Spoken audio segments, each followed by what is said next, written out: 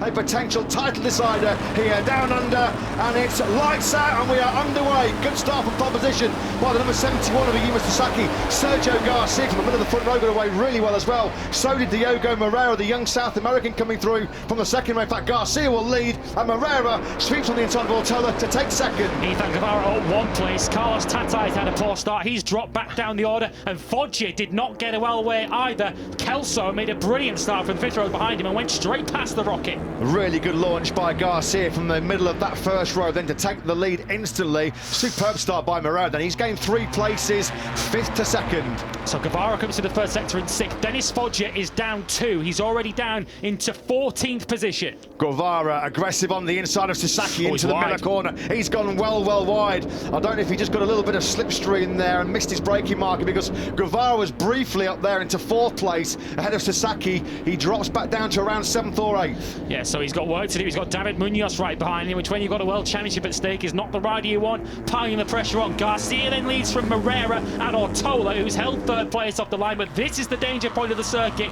This is where some of the damp patches are. Will everyone make it through cleanly? Yeah, proceed with caution here then now through Lukey Heights. Onju's out well wide, going through that turn number 9, the 53 by there, down the hill then. Onju nearly hit Guevara. Wow, Guevara there was out wide, wasn't he? I could see Stefano Neff having a big scare on the front end of his KTM machine as well. Really sketchy condition as the field dropped down through turn 10 for the first time. It's not been a clean first lap so far for Ethan Guevara. He's now behind David Munoz as they power down the Garden Straight for the very first time. It will be your race leader, Sergio Garcia, from 2nd. Over the line he comes with Moreira. Sasaki has now got Ortola in the slipstream, so the poleman back on the podium, placed in 3rd. Guevara just had to take avoiding action because it was Onju up the inside of him into the MG hairpin and nearly made contact. Joel Kelso I just saw slipping down the order, so I don't know whether something's happened to the home favourite late in that first lap, but out at the front it's Moreira as we see up the inside there. Sasaki recovering from his poor first lap, back up the inside of Garcia. Yeah, with the slipstream then at the end of that Garden Straight, flinging those Moto3 bikes full chat into the Doohan corner.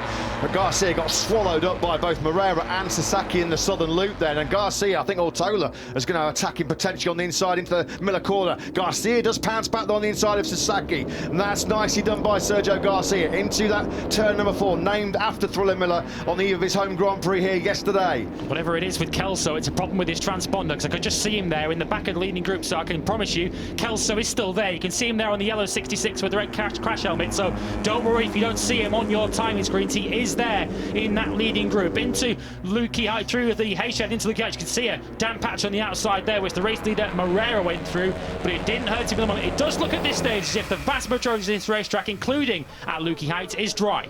That was Onju who was out really wide, wasn't he, going through Lukey Heights initially, and then he came aggressively back to the left-hand side of the circuit and kind of hung Guevara out to dry on some of those wet patches.